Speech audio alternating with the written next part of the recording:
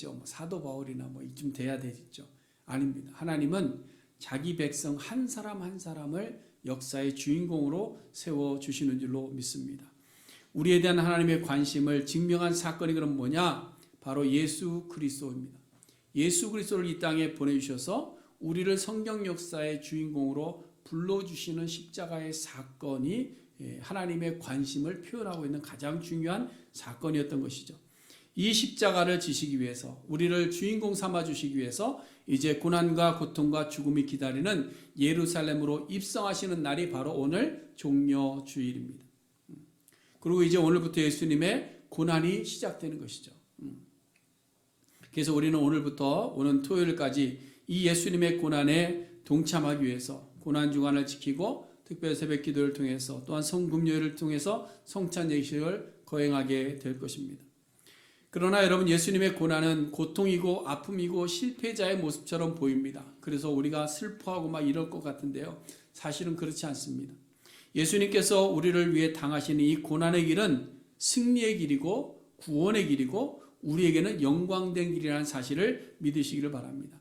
호산나를 외쳤던 그 환호하는 소리가 바로 예수 그리스도가 이 땅에 오셔서 우리를 위해서 입성하신 그날에 불려져야 될 우리의 외침이다라는 사실이죠. 왜냐하면 이 고난의 길은 이미 하나님께서 구원의 경륜을 따라 예정하신 일을 그대로 실행하는 날이기 때문에 그렇습니다. 여러분, 사도 바울은 3장 전체에서 보면 그리스도 예수의 일이 하나님의 구원의 경륜, 하나님의 최대의 관심사인 자기 백성의 구원 계획에 의해서 일어난 일이라는 것을 계속해서 설명합니다. 여러분 3장 1절부터 보시면 자기가 왜 이 일을 하고 있는지부터 시작해서 쭉 계속해서 이야기하는 것이 하나님의 구원의 경륜에 대해서, 하나님의 최대의 관심사에 대해서 이야기하고 있는 것이죠. 그리고 오늘 본문 11절에서 보시면 우리 주 그리스도 예수 안에서 예정하신 뜻대로 하신 것이라 이 말씀을 강조하고 있는 겁니다. 여러분, 예수님께서 이 땅에 육신을 입고 오셔서 십자가를 지시려 예루살렘으로 입성하시고 십자가의 대속의 제물로 죽으셔야만 했던 그것은 그냥 갑자기 생겨난 일이 아니라, 상황에 따라서 변해진 사건이 아니라, 어떻게 하다 보니 생겨난 일이 아니라 이미 창세기 3장에서부터 아담과 하와가 범죄한 이후에 바로 하나님께서 예정하시고 약속해 주셨다는 사실입니다. 놀랍지 않습니까? 우리의 죄를 사하시고 우리를 구원하시려고 하나님께서는 아담과 하와가 범죄한 그 순간부터 예수 그리스도를 우리를 위해서 예정하셨다라는 거예요. 그리고 그 약속을 위해서 성경의 역사가 계속 진행되고 있는 겁니다. 그래서 처음에 1장부터 12장까지는 족보들이 쭉 나옵니다. 믿음의 계보들을 통해서 하나님이 자기의 백성들을 어떻게 만들어 가시는지, 아브라함을 선택하시고 이스라엘 민족을 불러내시고 유다 지파를 택하셔서 다윗의 왕조를 세우시고 그 다윗의 왕조를 통해서 예수 그리스도를 이 땅에 보내주시고 그 예수 그리스도를 통해서 우리를 구원하시는 이 구원의 역사, 이것이 성경의 역사입니다. 그러니까 예수님께서 오늘 예루살렘으로 입성하신 이것은 오래전 만세전부터 준비하시고 예정하셔서 그것을 이루시는 날이다라는 사실이에요. 그러므로 예수님께서 이 땅에 오시고 예루살렘에 입성하시는 이 날이 그저 우리가 1년에 한 번 지나가는 종려주일이 아니라 그저 종려가지 흔들며 환호하는 것으로 충분한 것이 아니고 고난주간 한 번 일주일 동안 그냥 새벽을 깨우는 것으로 다 하는 것도 아니고 그걸로 다 표현할 수 없는 것이죠. 저와 여러분을 향한 하나님의 지극한 사랑과 관심이 언제부터? 아담과 하와가 범죄한 이후부터 시작되었다는 사실. 우리를 하나님의 역사의 주인공으로 세우시기 위해서 지금 독생성자 예수 그리스도 아들을 고난과 고통의 그 자리로 내몰고 계신다는 사실. 그러므로 우리는 오늘 호산나를 외치며 구원을 갈망하는 자로서가 아니라 이미 성경 역사의 한 주인공이 되어서 주님을 찬양하며 그 길을 따라가는 성도들이 다 될 수 있기를 간절히 소원해 드립니다. 여러분들은 자부심을 좀 가질 수 있기를 바랍니다. 나는 하나님 잘 모르는데요. 나는 성경도 잘 모르는데요. 그냥 목사니까 하는 얘기겠죠. 아닙니다. 예수를 믿는 자가 하나님의 은혜 가운데 들어가는 거예요. 우리가 부른 찬양처럼 힘들고 지쳐서 낙마하고 넘어져 일어날 일 전혀 없을 때 이러한 현실적 상황 속에서 여러분들은 어떻게 일어나고 계십니까? 힘들고 지쳐 낙마하고 넘어져서 아무것도 할 수 없는 이 세상의 현실 속에서 우리가 무엇을 통해서 일어나고 있느냐 말이죠. 기뻐할 것도 없고 감사할 것도 없고 희망적인 것도 없고 모든 것이 절망적인 이 속에서도 우리가 일어날 수 있는 힘이 어디에 있냐 말이에요. 그것은 바로 우리를 향한 지독한 관심을 가지는 하나님. 그 하나님이 예수 그리스도를 보내주실 뿐만 아니라 우리에게 너는 내 뭐다? 아들이라. 불러주시는 그 하나님의 은혜, 그 은혜 때문에 우리가 일어날 수 있는 것 아니겠습니까? 바라기는 우리가 세상 가운데 넘어질 때에 세상의 도움이나 세상의 물질의 풍요함이나 모든 문제 해결이 아니라 예수 그리스도를 통한 하나님의 놀라운 은혜를 기억하며 일어설 수 있는 우리 모두가 될 수 있기를 간절히 바랍니다. 근데 오늘 본문에 보니까 이 지독한 하나님의 사랑을 아는 것이 지혜라 이렇게 말씀하고 있는데요. 근데 이 지혜를 지금 누구에게 알게 하시는가 하는 것을 우리가 잘 봐야 됩니다. 오늘 본문에 보시면 하늘에 있는 통치자들과 권세들에게 하나님의 각종 지혜를 알게 하려 하심이라 이렇게 되어 있습니다. 하늘에 있는 통치자들과 권세가 누굴까 하는 것이죠.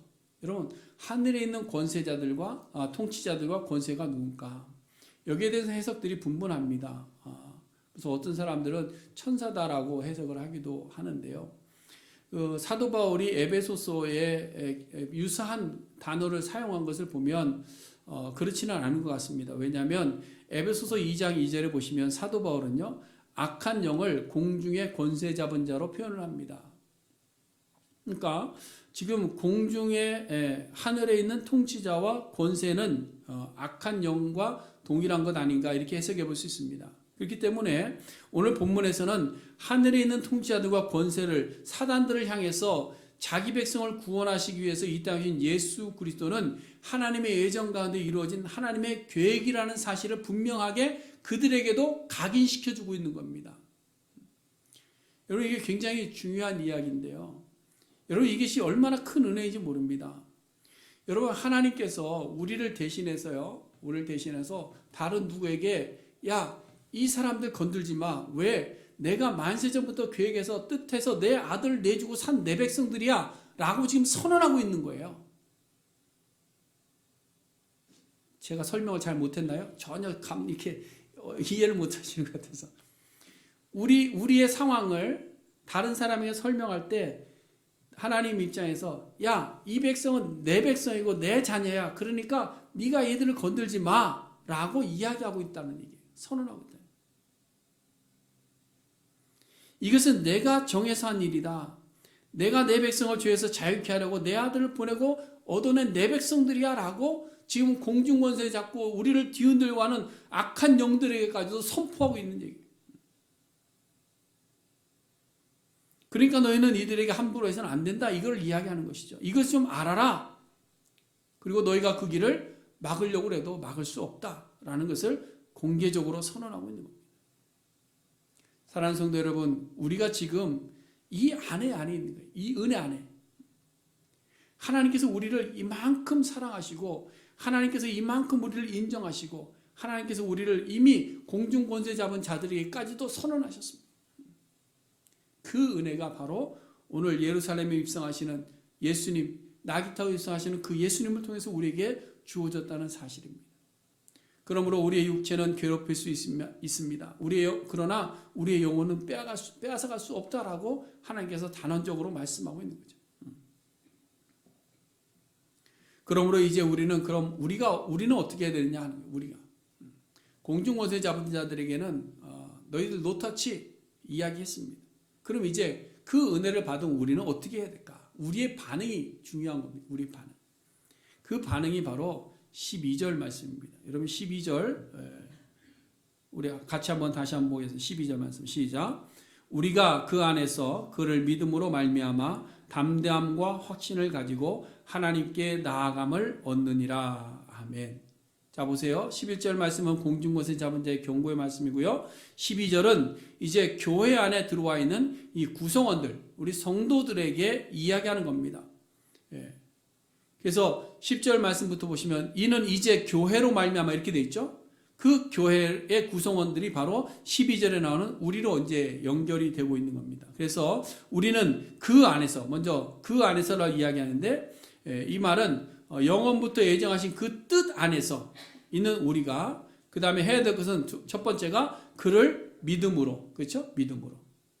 우리가 구원받은 하나님의 자녀가 된 것이 영원부터 예정하신 하나님의 뜻 안에서 우리에 대한 관심을 버리지 아니하시고 예수 그리스도를 이 땅에 보내주셔서 우리를 구원하셨다는 그 믿음으로. 여러분, 우리 신앙의 뿌리는 다른 것이 아니라 이것에 대한 믿음입니다. 하나님 나에게 좋은 것 주실 것을 믿습니다. 이것이 아니고 하나님께서 나를 위해서 자기 아들을 보내주신 것을 내가 믿습니다라는 것. 이 믿음이 우리에게 필요한 겁니다. 이 믿음이 구원의 믿음인 줄로 믿습니다. 나는 하나님께서 예정하시고 부르셔서 예수 그리스도의 대속하심으로 거룩함을 받아 하나님 나라 백성이 되었다는 사실을 굳게 믿는 이 믿음이 바로 구원받는 믿음이다라는 사실이에요. 여러분, 이 믿음이 없으면 우리는 하나님 앞으로 나아갈 수 없습니다. 이 믿음이 없으면 우리는 예수 그리스도의 고난에 대한 감사와 감격과 그 고난에 동참하는 것에 대한 의미를 전혀 가질 수가 없는 것입니다. 그러나 우리가 이것을 믿을 때에 우리는 오늘도 호산나를 외치며 하나님을 찬양하고 하나님이여 우리를 구원하여 주옵소서, 주님을 외치고 주님을 따라갈 수 있는 줄로 믿습니다. 그러므로 여러분, 우리는 오늘 이 종려주일에 예수님께서 하나님께서 정하신 뜻대로 우리를 구원하시고 우리를 역사의 주인공 만드시기 위해서 이 땅에 오셨다는 그 사실을 믿는 믿음이 우리에게 필요하다. 그 다음에 믿음이 있으면 그 다음에 어떻게 해야 된다고 그랬어요? 담대함. 담대해야 된다. 이렇게 담대해야 된다. 사도 바울이 지금 담대하라 이렇게 말씀하고 있는 것은요, 조금 상황적인 문제들이 좀 있는 것 같습니다. 왜 그런가 하면 사도 바울의 상태가 어떻습니까? 에베소 성도들이 알고 있기에 사도 바울의 상태는요, 어떤 상태죠? 옥에 있는 상태예요. 그렇죠? 옥에, 감옥에 갇혀 있는 상태입니다. 그래서 사도 바울이 당하고 있는 그 고난과 고통과 아픔, 예수를 복음을 전하다가 받게 되는 그 고난들이 자신들에게도 미치게 될 것을 예상되는 겁니다. 거기에 또 교회 안에 들어왔는데 교회 안에는 뭐가 있습니까? 유대인들도 있고 이방인들도 있는데 이 이방인들 입장에서는 유대인들과의 관계 속에서 겪게 될 어려움을 알고 있는 겁니다. 이러한 상황 속에서 사도 바울이 두려워하지 말고 담대해라 라고 말씀하고 있는 것이죠. 여러분, 하나님은 언제나 환경에 대한 두려움이 있을 때마다, 환경적인 불리함이 있을 때마다 주춤거리는 자기 백성들을 향해서 항상 하신 말씀이 뭘까요? 두려워 말라, 담대하라, 놀라지 말아라, 굳세게 해라. 이스라엘 백성들이 광야에서 나왔습니다. 광야에 나왔습니다. 홍해를 만났어요. 홍해를 만나고 뒤에는 애국 군대가 쫓아옵니다. 두려워합니다. 모세를 원망합니다. 그때 하나님께서 하신 말씀이 뭐예요? 담대해라. 너희는 가만히 있어서 내가 너희를 구원하는 그 구원을 바라봐라. 환경에 두려움이 있을 때 하나님은 담대하라 외칩니다. 광야 생활을 마치고 가나안 정복에 나갈 때 그 지도자, 자기들이 이끌어왔던 40년 동안 이끌어왔던 그 모세가 이제는 자기들과 함께하지 못합니다. 여호수아 그것을 받았습니다. 돌려받아서 자기가 이제 이스라엘 백성들을 이끌고 가나안 정복 전쟁을 해야 됩니다. 그때 하나님께서 주신 말씀이 뭐죠? 두려워하지 말아라. 두려워하지 말아라. 예수님께서도 우리가 당할 환난과 고난과 고통과 아픔들을 다 아셨습니다. 이제 앞으로 너희들이 당할 고통이 있고 환난이 있다. 그러나 뭐해라? 담대하라. 내가 세상을 이겨노라. 뿐만 아니라 마지막 징조가 있을 때에도 우리는 마지막 때고 이제 벌써 마지막 때인가 보다 막 두려움이 생길 텐데 거기 뭐라고 말씀하셨어요? 두려워 말고 담대해라. 이렇듯 믿음은 두려움을 이기게 하는 거예요. 믿음은. 여러분, 믿음은 우리의 마음에 담대함을 줍니다. 성령 충만하다는 것을 뭘로 알 수 있을까요? 이렇게 막 이상한 소리하고 막 이런 게 성령 충만일까요? 성령 충만은 현실의 고난과 고통의 순간 속에서도 담대할 수 있는 것이 성령 충만입니다. 어떤 환난이 있고 어떤 어려움이 있고 어떤 아픔이 있다 할지라도 그것을 말씀 안에서 믿음으로 이겨낼 수 있는 힘이 바로 성령 충만입니다. 저는 그렇게 믿습니다.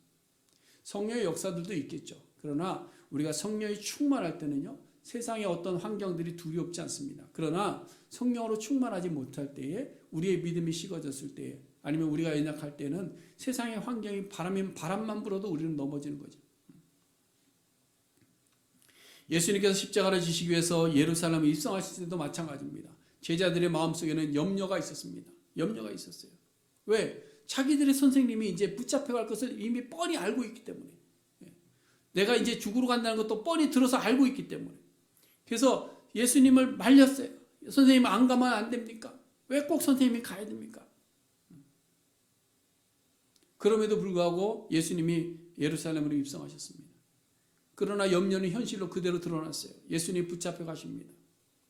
그때 그들이 어땠을까요? 두려워했습니다. 그래서 이제 모든 것이 끝인 줄 알고 다 각기 흩어져서 자기 집으로 돌아가요. 베드로는 모른다고 부인하면서 도망했습니다.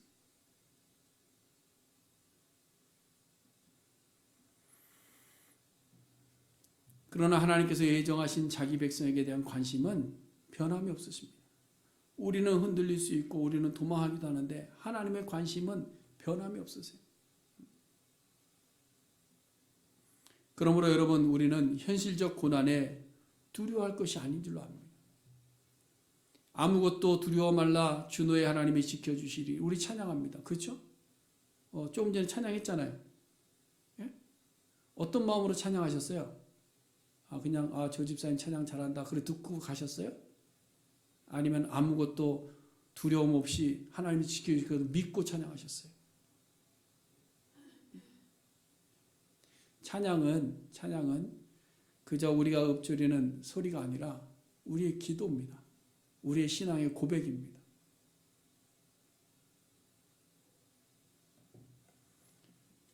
아무것도 두려워하지 말고 주 너의 하나님이 지켜주시리. 담대함을 가질 수 있는 것은 뭐냐? 확신하는 마음입니다. 확신하는. 죄인된 우리가 거룩하신 하나님께 나아갈 수 있게 되었다는 그 놀라운 확신. 그래서 오늘 본문에도 이야기하지 않습니까? 그를 믿음으로 말미암아 담대함과 확신을 가지고 어디로? 하나님께 나아감을 얻느니라. 여러분, 우리가 하나님 앞에 나아갈 수 있는 존재가 됐다는 것이 얼마나 큰 은혜인지 모르죠. 이거는 정말 말로 할 수 없는 은혜입니다. 여러분, 모든 인류는 아담이 범죄한 이후에 하나님께 직접 나아갈 수 없는 존재가 되어버렸습니다. 그래서 하나님을 보면 어떻게 돼요? 직사할 수밖에 없는 그런 존재입니다. 그래서 하나님께서는 이스라엘 백성들에게 십계명을 주실 때에 누구만 올라오라 그랬어요? 모세만 올라오라 그랬어요. 다른 백성들 올라오지 말아라. 꼭 모세만 산에 올라가라. 다른 백성들은 하나님 앞에 나아갈 수 없었어요. 그래서 산 아래 머물러 있었고 모세를 통해서 하나님의 말씀을 들을 수밖에 없었습니다. 아무나 하나님 앞에 나아갈 수 있는 것이 아니에요. 그뿐만 아니라 성막을 제정해 주십니다. 여기 성막을 지어라. 근데 성막을 지을 때 성소와 지성소를 분리해라. 성소에는 그래도 제사장들까지는 들어갈 수 있다. 그러나 제사장이 들어올 때도 그 물두멍에서 자기의 손을 씻고 온몸을 씻고 깨끗하게 해서 성소 안으로 들어와라. 지성소에는 제사장이라고 해서 다 들어오지 못한다. 거기는 1년에 딱 한 번 대제사장만 들어와라. 근데 대제사장도 자신의 부정함을 다 아시는 정결의식을 다 행하고 그리고 들어와야지, 그렇지 않고 들어오면 죽을 수 있다. 그래서 대제사장이 옷깃에다가 뭘 달았어요? 방울을 달은 거예요. 방울. 이것이 무엇을 의미하는가 하면 죄인된 우리가 거룩하신 하나님께 나아갈 수 있는 자격 자체가 안 된다는 사실. 우리는 하나님 앞에 기도할 수도 없는 그런 존재입니다. 우리는 하나님 앞에 이렇게 나와서 예배할 수도 없는 그런 존재입니다. 근데 이 은혜가 누구를 통해서 이루어졌느냐? 예수 그리스도를 통해서 우리에게 주어졌다는 사실이에요. 예수 그리스도께서 죄 있는 우리를 하나님 앞으로 나아갈 수 있도록 하기 위해서 자기가 대속의 제물이 되고 자기가 다리가 되어 준 거예요. 이러한 사실에 대한 확신을 가지고 있을 때 우리는 삶의 고통과 고난과 염려가 우리에게 닥쳐도 우리는 담대함으로 이겨나갈 수 있다라는 사실이에요. 그것을 오늘 사도 바울이 12절 한 절에서 다 이야기합니다. 여러분, 우리의 시민권이 하늘에 있음을 믿으십니까? 예, 우리의 시민권이 미국 땅에 있는 것도 아니고 한국에 있는 것도 아니고 우리의 시민권은 오직 하늘에 있는 줄로 믿습니다.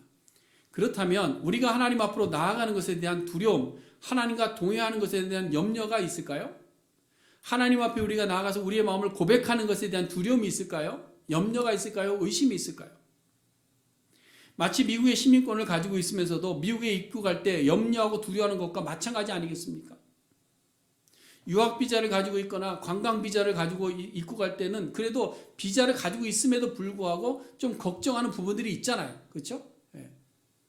저도 유학생 때 이제 나가서 결혼하고 들어오는데 그때 들어올 때 얼마나 두려움이 컸는지 몰라요. 한 사람이 걸려서 쪼박 나갈까 봐.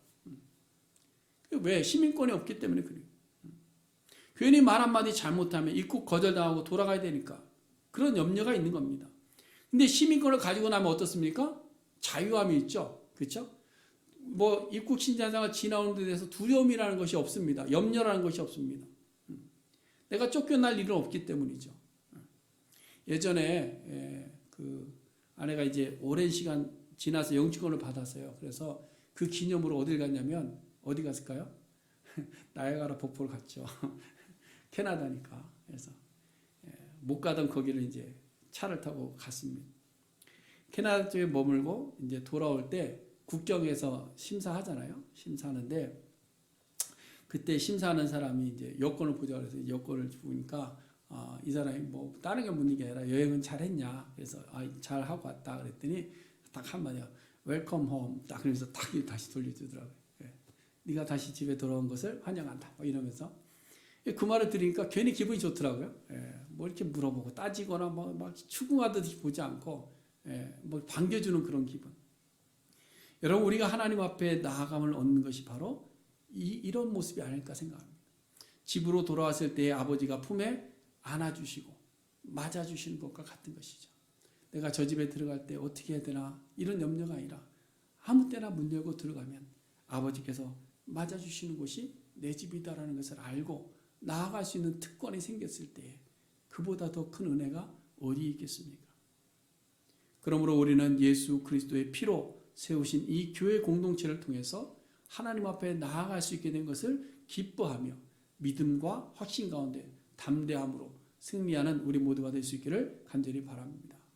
이 승리를 주시려고 예수님께서 예루살렘으로 입성하신 날이 종료주일입니다. 예수님께서는 이제 정말로 뼈를 깎는 고통과 고난의 한 주간을 육체적으로 보내실 겁니다. 더럽혀진 성전을 보셔야만 할 것이고 성전이 완전히 무너질 것을 아시면서 그것을 또 말씀하셔야 되는 아픔을 겪으실 겁니다. 말도 안 되는 논쟁의 자리에 서서 그 대제사장들과 바리새인들과 논쟁해야 되고요. 자기가 불러 제자 삼고 3년 동안 같이 동고동락했던 제자의 손에 의해서 팔려셔야만 할 겁니다. 대제사장들에게 끌려다니면서 신문도 받아야 됩니다. 고통스러운 일을 당합니다. 그 가운데서 채찍을 맞습니다. 조롱도 당합니다. 뺨도 맞습니다. 침뱉음도 당합니다. 홍포도 입습니다. 가시 면류관도 씁니다. 십자가에도 달리시고 옆구리에 창도 받으실 것입니다. 자기의 제자의 배신도 당할 것을 뻔히 눈을 뜨고 바라보실 기간이 이번 고난주간입니다. 육체적으로 볼 때 아픔이죠. 그렇지 않습니까? 생각만 해도 아프지 않습니까? 우리는 패션 영화를 보면서 다 잊어버리시는지 모르겠는데 패션 영화를 보면서 무엇을 기억하십니까? 예수님의 흘리시는 그 피, 예수님이 받으시는 못자국, 채찍을 맞으셨던 살김이 떨어나가는 그 장면들, 이그러졌던 얼굴들을 여러분 기억하십니까? 저는 아직도 기억하는 것이 예수님이 어머니를 만났을 때의 장면을 기억합니다. 어머니 마리아에게 이야기하기를 내가 가야 많은 사람이 삽니다. 그러면서 그 고난의 그 고통의 길을 걸어가시는 그 모습을 저는 잊을 수가 없습니다. 그것이 각색인지 뭔지는 잘 모르겠지만 그 말씀이 지금도 기억이 됩니다. 그러나 이 모든 것들이 예수님이 실패했기 때문에 받는 고난이 아니고 예수님이 저주를 받아서 십자가에 죽는 것도 아닙니다. 예수님의 이 육체적인 고난은 뭐냐? 바로 우리의 뭐 때문에? 영광 때문에. 우리의 영광 때문에 예수님께서 그 고난과 고초를 다 받으셨다. 그래서 오늘 본문 13절에도 이렇게 이야기합니다. 너희를 위한 나의 여러 환난에 대하여 낙심하지 말아라. 이는 너희의 영광이니라. 이렇게 이야기합니다. 사도 바울은 이방인들에게 복음을 전하고 막힌 담을 헐어서 유대인들과 이방인들이 하나 되는 교회를 세우기 위해서 지금까지 매도 맞고 도래도 맞고 쫓김도 당하고 감옥에 갇히기도 하는 그런 고난들을 계속 겪어왔습니다. 그러한 과정들을 다 알기에 지금 감옥에 있으면서도 에베소에 있는 성도들을 향해서 이야기할 때 나의 이런 형편과 처지에 대해서 너희들이 슬퍼하지 말아라. 낙심하지 말아라. 좌절하지 말아라. 이것이 너희의 영광이니라. 여러분, 예수를 믿는 것이 하나의 종교로 생각하면요, 힘없고 나약한 하나님을 믿는 것이 부질없다라고 생각할 수 있습니다. 뭐 십자가에 죽은 사람을 뭘 믿어? 그렇잖아요. 그래서 예수님의 제자들처럼 실망해서 떠나갈 수 있습니다. 그리고 예수를 믿었더니 뭐 우리 형편이 좋아진 것도 아무것도 없네, 나아지는 것도 없네, 여전히 힘들고 고통스럽네, 저 사람들은 예수 안 믿어 잘 먹고 잘 사네, 그럴 수 있습니다. 그래서 낙심하고 좌절할 수 있어요. 그러나 사도 바울은 오늘 에베소 교회를 향해서 이야기합니다. 낙심하지 말아라.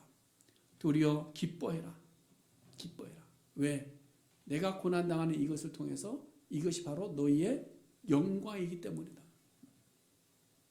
마찬가지입니다. 예수님의 고난과 죽으심은 우리에게는 구원을 이루시는 하나님의 영광이요 우리가 누릴 영광인 줄로 믿습니다.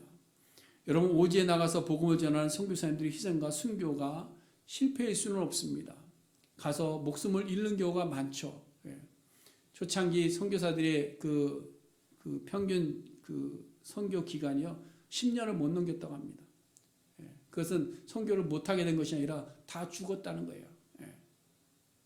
그러니까 5년에서 10년, 뭐 짧게는 몇 년 안에 선교지를 가면 바로 죽임을 당하는 그 자리인데 많은 선교사들이 그것을 알면서도 자기 어린 자녀들을 데리고 선교지로 왔다는 거예요.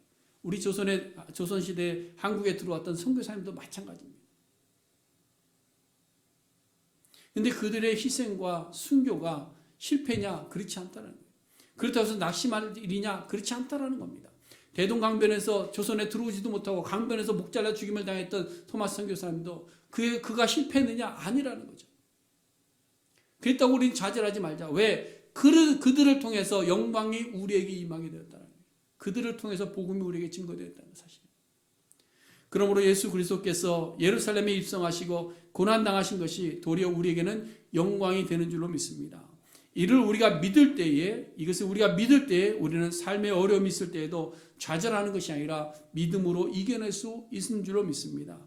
그러므로 우리도 이제 이웃을 위해서 복음을 위해서 수고와 애씀의 자리를 자원하는 이타적인 예수님의 제자가 될 수 있기를 간절히 바랍니다. 언제까지나 받는 자의 자리가 아니라 예수 그리스도께서 사도 바울이 본을 보이신 것처럼 우리도 복음을 위해서 이웃을 위해서 수고하고 애쓰는 자리가 비록 세상 가운데서 볼 때는 실패의 자리 같아 보이기도 하고 뭐 가난하고 좀 형편없는 모습처럼 보이기도 하지만 그것을 통해서 다른 사람이 영광을 얻을 수 있다면 그 길을 갈 수 있는 용기가 우리에게 필요한 것 아니겠습니까? 사랑하는 성도 여러분, 하나님은 우리 한 사람 한 사람에 대한 관심을 가지고 있을 뿐만 아니라 우리를 하나님의 스토리의 주인공으로 세우기로 작정하시고 우리를 불러주신 겁니다. 그리고 이것을 이루기 위해서 예수님을 우리에게 보내주셨고 예수님께서는 우리의 영광을 위해서 고난과 고통의 그 십자가를 지시려고 예루살렘에 입성하셨습니다. 그러므로 우리는 고난당하시는 예수님과 함께 고난당할 수 있는, 예수님과 함께 동행할 수 있는 우리의 삶이 되어야 될 줄로 믿습니다. 1년에 한 번 지나가는 여행 행사 안 했으면 좋겠습니다. 여러분들 마음속에 매년 지나갈 때마다 똑같은 말씀을 드리는데요. 우리가 주님과 함께 죽을 때 우리가 주님과 함께 살 수 있는 겁니다. 우리가 죽지 아니하고 사는 것은 불가능한 겁니다. 주님의 고난에 동참할 때 예수님의 제자가 되는 겁니다. 주님 내 안에 계시고 주님 나에게 영광의 주로 입성하십니다. 오늘 우리가 부르는 찬양들이 다 의미가 있는 것 같아요. 주님 내 안에, 주님 내 안에. 고난당하시는 그 주님이 내 안에, 고통당하시는 그 주님이 내 안에, 예루살렘으로 입성하셔서 이제 십자가를 지시려고 그 길을 걸어가시는 그 주님이 내 안에 계실 때 그 주님이 나로 말미암아 나에게 영광의 주로 나타나실 줄로 믿습니다. 이제 내일부터 새벽을 깨워서 주의 전에 모여서 함께 기도하며 그리스도의 고난에 동참할 수 있기를 바랍니다. 우리가 온라인으로 할 때는 이렇게 좀 간편하게 할 수 있었지만 한 주일인데요. 조금 힘들고 조금 번거롭다 할지라도 우리가 주님의 고난에 동참하기 위해서 제단에 올라와 함께 기도하고 말씀으로 나누고 또 우리의 마음을 토하고 주님의 고난에 동참할 수 있는 우리 모두가 될 수 있기를 간절히 소원해 드립니다. 기도하겠습니다. 고마우신